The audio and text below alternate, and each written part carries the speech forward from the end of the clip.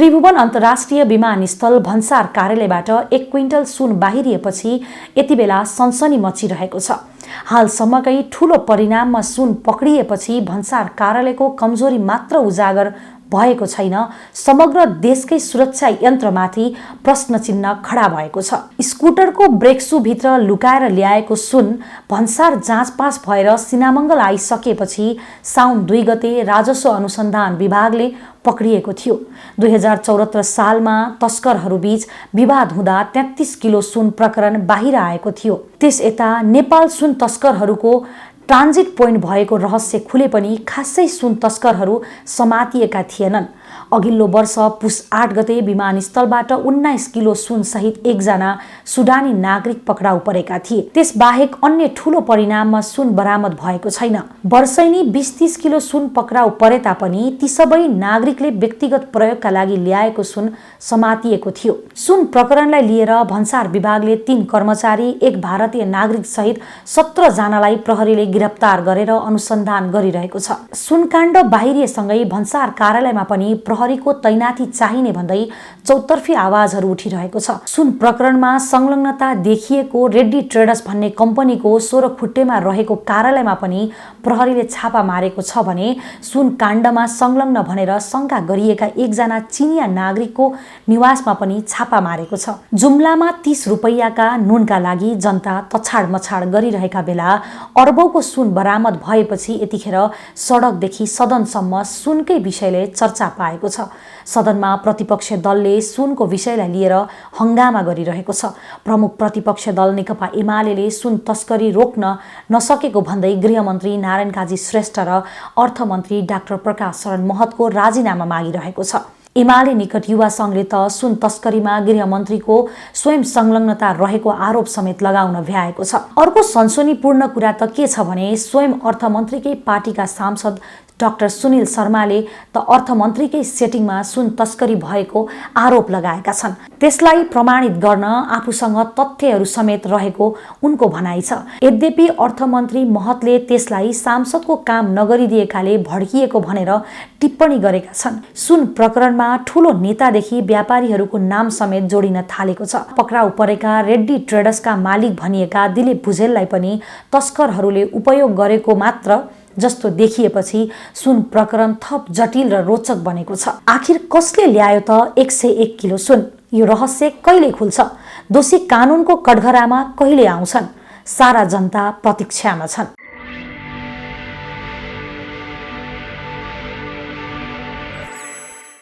सम्माननीय सभामुख महोदय, म सभामुख मार्फत प्रतिपक्षका साथीहरूलाई पनि आग्रह गर्न चाहन्छु, डेमोक्रेटिक सिस्टममा कमसेकम तपाईँहरूले बोल्दाखेरि हामी चुप लागेपछि हामीलाई पनि बोल्न चाहिँ दिनु पर्यो। मेरो रिक्वेस्ट हो यो तपाईँहरूलाई। मैले तपाईँहरू बोल्दाखेरि कहिले पनि डिस्टर्ब गरेको छैन। हामी प्रजातन्त्रलाई मान्ने, प्रजातान्त्रिक सिस्टमलाई मान्ने, अनि हामी उठिसके पछाडि उहाँहरू सँगसँगै उठ्दाखेरि माननीय सदस्य आफ्नो विषयमा जानुहोस्। सम्माननीय सभामुख संक्षिप्तमा राख्नुहोस्। नेतृत्वले गलत गर्दा पनि ठुलो हेरेर बस्ने कार्यकर्ता या त चरम अवसरवादी हुन् या त दास हुन्। यो भनाइ मेरो आदरणीय, मेरो सम्माननीय, मेरो नेता बीपी कोइरालाको भनाइ हो। यो हामी प्रजातन्त्रलाई मान्छौँ र हाम्रा नेताहरूले हामीलाई जे छोडेर जानुभयो, जुन विचार छोडेर जानुभयो, त्यो विचारलाई मनन गर्दै माननीय सदस्यहरू आसन ग्रहण गरौँ। उहाँले बोलिरहनु भएको छ। मनन गर्दै मैले केही कुराहरू यही सुनकाण्डकै विषयमा हाम्रो पनि कन्सर्न छन्, ती विषयहरूलाई मैले राख्न गइरहेको छु सभामुख महोदय। र सभामुख महोदय, यो अहिलेको लेटेस्ट जुन सुन काण्डको जुन घटना आयो, त्यो घटनामा चाहिँ कस्तो देखिन्छ भने, यो कस्तो डिस्टर्ब भयो भने हजुरहरू बोल्दा मैले बोलिदिएको छुइनँ, मैले आग्रह गरेँ। हजुर माननीय सदस्य आफ्नो कुरा राखौँ। अब 17 गते, चैत्र 17 गते अर्थमन्त्रीले शपथ खानुभयो। त्यस पछाडि घटना कस्तो देखिन्छ भने वैशाख 20 गते अर्थ सचिव परिवर्तन भयो। जेठको 17 गते त्यो भन्सार कार्यालयमा हुने त्यसको चिफलाई परिवर्तन गरियो र अहिले हेर्दै आउँदाखेरि अस्ति 5 गते क्विन्टल सुनहरू छिर्दै गरेको हामीले देख्यौँ। र आदरणीय सभामुख महोदय, अब यो देशको गृहमन्त्रीले अथवा यो देशको अर्थमन्त्रीले ती चिजहरू थाहा छैन हामीलाई ती चिजहरू थाहा छैनन् कसरी भए भनेर भन्ने नैतिक अधिकार उहाँहरूले गुमाइसक्नु भएको छ। त्यसकारणले सभामुख महोदय, त्यसकारणले गर्दाखेरि सभामुख महोदय, संसारको इतिहासमा के रहेछ भनेर मैले प्र्याक्टिस हेरेँ। संसारको इतिहासमा के रहेछ भनेर मैले प्र्याक्टिस हेर्दाखेरि यहीँ तलतिरपट्टि डेमोक्रेटिक सबभन्दा ठुलो, दुनियाँको सबभन्दा ठुलो प्र्याक्टिस गरिरहेको भारतमा 1956 मा दुईवटा घटनाहरू घटे। 1956 मा भारतमा तत्कालीन जवाहरलाल नेहरू प्रधानमन्त्री भएको बेलामा त्यहाँ लालबहादुर शास्त्री त्यहाँ रेलवे मन्त्री हुनुहुँदो रहेछ सभामुख महोदय। र त्यहाँ अगस्त महिनामा आन्ध्र प्रदेशमा रेल एक्सिडेन्ट भयो, 112 जना मान्छेहरू यात्रीहरूको डेथ भयो। र अगस्तमा डेथ भइसके पछाडि लालबहादुर शास्त्रीले नैतिकताका आधारमा नेहरूजीलाई राजीनामा पेश गर्नुभयो। नेहरूजीले के भन्नुभयो भने यो त्यसमा तपाईँको फल्ट छैन, यो प्राविधिक कारणले रेल एक्सिडेन्ट भयो, त्यस कारणले यो फिर्ता लिनुहोस् भनेर उहाँले फिर्ता गर्नुभयो। तर भारतको दुर्भाग्य त्यति बेला फेरि त्यही 1956 कै नोभेम्बर महिनामा तामिलनाडुमा अर्को रेल एक्सिडेन्ट भयो र 145 जना यात्रुहरूको डेथ भयो। र फेरि लालबहादुर शास्त्री राजीनामा गर्नुभयो र उहाँले भन्नुभयो यसको नैतिक जिम्मा म लिन्छु, त्यस कारणले म रिजाइनेसन गर्छु भनेपछि नेहरूजीले त्यो रिजाइनेसन एक्सेप्ट गर्नुभयो। र लालबहादुर शास्त्रीले त्यही नैतिकता देखाएको हुँदा 1964 मा लालबहादुर शास्त्री भारतको प्रधानमन्त्री बन्नुभयो। आदरणीय सभामुख महोदय, तत्कालीन 1974 को घटना हो। वाटरगेट स्क्यान्डलमा रिचार्ड निक्सनले, अमेरिकन प्रेसिडेन्ट रिचार्ड निक्सनले जब एलिगेसन आयो उहाँले नैतिकताका आधारमा राजीनामा गर्नुभयो। पछि कोर्टले उहाँलाई क्लिन चिट दियो।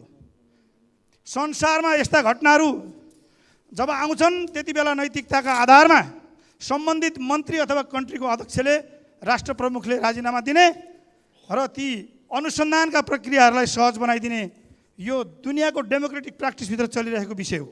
आदरणीय सभामुख महोदय, म यहाँको धेरै समय लिन्न। नेपालकै इतिहासलाई, अहिले 46 पछाडिको प्रजातान्त्रिक इतिहासलाई तपाईँहरूले हेर्नुभयो, हामीले हेऱ्यौँ भने पनि डाक्टर रामशरण महत जति बेला अर्थमन्त्री हुनुहुन्थ्यो, उहाँले जब उहाँको एकाउन्टमा डलर छ भनेर प्रतिपक्षीहरूले क्वेसन उठाइसके पछाडि रिजाइनेसन गर्नुभयो, त्यति बेला गिरिजाबाबु प्राइम मिनिस्टर हुनुहुन्थ्यो। र उहाँले जब त्यो चिजमा क्लिन चिट पाउनुभयो, त्यो चाहिँ होइन युएनडिपीमा काम गर्दाखेरि चाहिँ तलब बापतको चाहिँ डलर डिपोजिट रहेछ भनेर जब आइसके पछाडि उहाँले फेरि पुनश्च अर्थमन्त्रीमा कन्टिन्युएसन गर्नुभयो। यस्ता घटनाहरू छन्। डाक्टर मिनेन्द्र रिजालले पनि चुनाव हारेपछि यहाँ राजीनामा गर्नुभयो। धेरै घटनाहरू छन्। यही हाम्रो अहिलेको प्रधानमन्त्री पुष्पकमल दाहालले रुकमाङ्ग सिंह कटवाल काण्डमा नैतिकताका आधारमा उहाँले राजीनामा गर्नुभयो। अब यहाँ बस्न मिल्दैन भनेर राजीनामा गर्नुभयो। हामीले देख्यौँ। त अहिलेको अर्थमन्त्री र अहिलेको गृहमन्त्रीले यो इन्भेस्टिगेसनमा कि त उहाँहरूले भन्न सक्नु पर्थ्यो हामीले भरिया मात्रै होइन, मूल कल्प्रिट, मुख्य दोषीलाई, यो सुनको मालिकलाई हामीले पक्ड्यौँ भन्नु पर्थ्यो। अथवा उहाँहरूले समय लिने हो भने 3 दिन, 5 दिन, 7 दिन, कति दिन समय लिने हो, त्यो समय लिएर भन्न सक्नुपर्छ हामी 7 दिनभित्रमा यसको मुख्य नायिकै पक्राउँछौँ भनेर भन्न सक्नु पर्यो। होइन भने सभामुख महोदय, उहाँहरूले यो अनुसन्धानको प्रक्रियालाई सहज बनाउनको निम्ति अहिलेलाई कमसेकम मुख्य यो सुनको मालिक पत्ता नलागुन्जेलसम्मको निम्ति राजीनामा गरेर प्रजातान्त्रिक सिस्टमको यो अभ्यासलाई उहाँहरूले कदर गर्नुपर्छ भन्दै, आदरणीय सभामुख महोदय, यदि यो विषयलाई सामान्य ढङ्गले हेरियो, यो प्रश्न पक्ष या प्रतिपक्षको होइन, यो कसैको निजी पनि होइन, यो नेपाली जनतासँग सम्बन्धित प्रश्न हो। 2 छाक भात खान नपाएर सडकमा रुँदै कराउँदै हिँडेका नेपालीहरूले उनीहरूको आँखाले अपिल गरिरहेको विषय हो। यो नेताहरू बसेर काठमाडौँमा यो यत्रो अन्तर्राष्ट्रिय विमानस्थलबाट चाहिँ जो क्विटल सुन चाहिँ अरबौँ रुपियाँका सुन चाहिँ आउँदाखेरि हामीले त्यो मुख्य अभियुक्तलाई पक्र्न नसक्नु भनेको हामी सबै यो पार्लियामेन्टमा भएका हामी सबैको भागभण्डामा पर्सेन्ट कति पर्छ थाहा छैन, तर प्रतिशतको आधारमा दोषको भागीदार हामी हुन्छौँ। त्यस कारणले गर्दाखेरि सभामुख महोदय, यो चिजलाई अहिले प्रधानमन्त्री बाहिर हुनुहुन्छ, बाहिर हुन्जेल त म पर्ख्यौँला, तर यो चिजलाई गुमचुम पारेर त्यो बिचरा गाउँको पाहाडको एउटा भरियालाई मात्रै कस्टडीमा हालेर जेलभित्र कुहाउने अभिप्रायले मुख्य नायकहरू भाग्छन् र 2 जना मन्त्रीहरू, अर्थमन्त्री र के अरे चाहिँ गृहमन्त्री फेरि त्यही बिचरा भुजेललाई समातेर मुख्य नायिका नपकडिकन बस्छु भनेर सोच्नु भएको छ भने म यो सदनबाट सभामुख महोदय घोषणा गर्न चाहन्छु, प्रधानमन्त्रीको आगमन पछाडि उहाँहरूले लिएको डेटभित्र यदि भरिया मात्रै पक्राउ पऱ्यो भने यो सदनभित्र म आमरण अनसन घोषणा गर्न चाहन्छु। अझै आदरणीय सभामुख महोदय, विपक्षी साथीहरू धेरै बोल्न चाहनु भएको छ, त्यस कारणले म धेरै बोल्दिनँ। यहाँहरूलाई समय बाँकी रहेको समय जिम्मा लाउँदै र बाँकी रहेको काम तपाईँहरूलाई नै जिम्मा लाउँदै म बिदा चाहन्छु। हवस्, धन्यवाद। सम्माननीय सभामुख महोदय, क्विन्टलका क्विन्टल सुन आउनु र त्यो विषयमा सामान्य मानिसहरू पर्नु यो नेपाली जनताले अचम्म मानेका छैनन्, किनकि वर्षौँदेखिको यो सेटिङ मध्येको अर्को एउटा घटना आएको हो। जनताले यसलाई असाध्यै धेरै अचम्म मानेका छैनन्, किनकि यो सेटिङ नेपाली जनताले थाहा पाइसके, अब बानी पारिसकेका छन्। तर मेरो यहाँनिर जिज्ञासा के चाहिँ भने, जब यस्ता घटनाहरू आउँछन् त्यस पछाडि कर्मचारीहरूको सरुवा हुन्छ। म सम्मानित सदनमा सम्मानीय सभामुख मार्फत सोध्न चाहन्छु सरकारलाई र सरकारवालालाई, सरुवा भनेको कारबाही हो, कारबाही गरिएको हो कि सरुवा उहाँलाई पुरस्कार गरिएको हो? कुनै पनि यस्तो गम्भीर विषय, क्विन्टलका क्विन्टल सुन आउने विषयमा विभिन्न निकायका प्रमुखहरूलाई तुरुन्त बर्खास्त गर्नुपर्ने हो कि केही कर्मचारीहरूलाई सरुवा गरेर यसलाई साटफेर गर्नुपर्ने हो? यसमा कयौँ इन्फर्मेसनहरू होलान्, त्यो इन्फर्मेसनहरू कस्ता ठाउँमा गएर बसिरहेका छन्। अब यो समय पाइसकेपछि, यो डामेर छोडेपछि त्यहाँ भएका महत्त्वपूर्ण सूचनाहरू लुकाउने समय प्रशस्त मिल्यो, अनुसन्धानलाई प्रभावित पार्ने समय प्रशस्त मिल्यो, कतिलाई फोन फर्म्याट गर्ने समय मिल्यो होला, कतिलाई टेलिभिजनमा गएर तामा तुलसी खाएर बाचा कसम खाने समय मिल्छ होला, मिडिया न्यारेटिभ बनाउन मिल्छ होला। यस्तो गम्भीर विषयमा सभामुख महोदय, यो गम्भीर विषयमा यति हल्का रूपले केही मान्छेहरूलाई सरुवा गरेर हुन्छ सभामुख महोदय?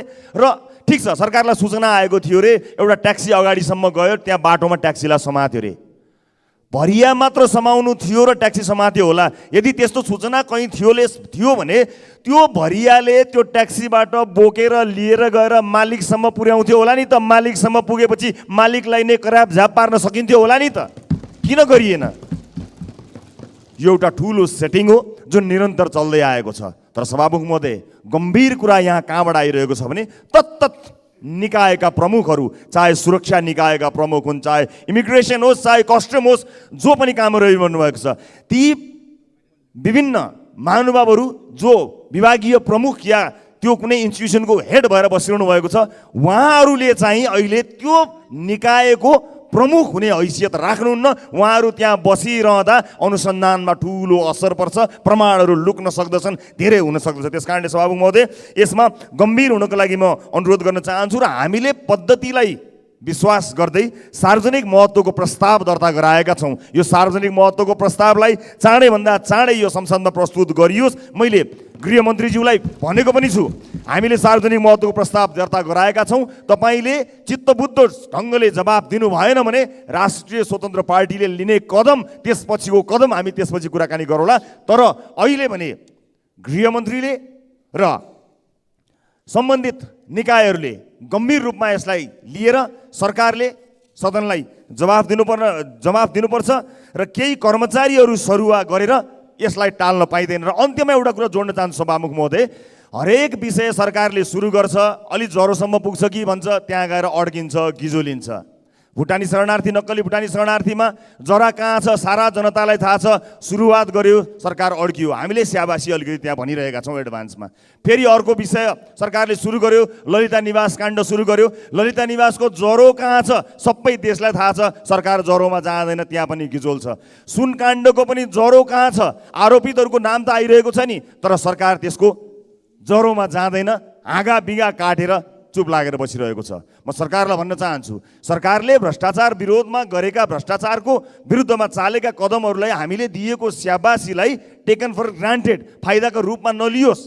त्यस कारणले म यति जानकारी गराउन चाहन्छु कि कुनै पनि विषयलाई गिजोल्ने मात्र होइन, त्यसको अन्त्य र जरासम्म पुग्ने साहस लिएको हो भने ठिक छ, नत्र केही कर्मचारीहरू थुनेर केही मान्छेहरूलाई सरुवा गरेर फाइल खोले चाहिँ गर्ने, हामीले यतिवटा फाइल खोल्यौँ नि भनेर फाइल खन्न सुरु गर्यो भने सरकारको दिन गन्न सुरु हुन्छ।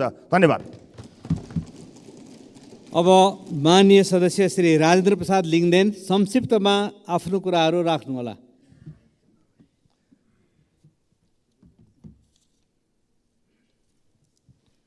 सभामुख महोदय, हामीले कस्तो शिक्षा ल्याउँ अथवा समाज कतातर्फ गइराखेको छ, यो समाजको मनोविज्ञान कस्तो बनिराखेको छ भन्ने कुरा केही घटनाक्रमहरूलाई हेर्दाखेरि यस्तो देखिन्छ कि हामी कुन प्रकारको नकारात्मकताको शिकार भइराखेका छौँ। सिगरेट अथवा इलेक्ट्रिक सिगरेट बनाएर त्यहाँ सुन लुकाएर ल्याउन जान्ने, ब्रेक सू बनाएर सुन ल्याउन जान्ने, प्रधानमन्त्री निवास वरिपरिको जग्गा मिलाएर व्यक्तिको नाममा ल्याउने, नेपाली जनतालाई भुटानी शरणार्थी बनाएर अमेरिका पठाउन जान्ने, यो समाज कतातर्फ गइराखेको छ, हाम्रो मनोविज्ञान कतातर्फ गइराखेको छ। हामीले 33 किलो सुन तस्करी भयो अरे, एयरपोर्टबाट 33 किलो सुन छिर्यो अरे भन्ने सुन्दाखेरि अचम्म मान्यौँ। तर आज 1.5 क्विन्टल सुन एकै दिनमा। तर यस्तो त कति भयो यसको कुनै हिसाब छैन। म सभामुख महोदय मार्फत सरकारलाई भन्न चाहन्छु कि यो सामान्य विषय होइन। समाजलाई ठिक दिशामा ल्याउनको लागि पनि यसको उचित छानबिन र यसको उचित निकास, यसको जरासम्म पुग्नुपर्छ।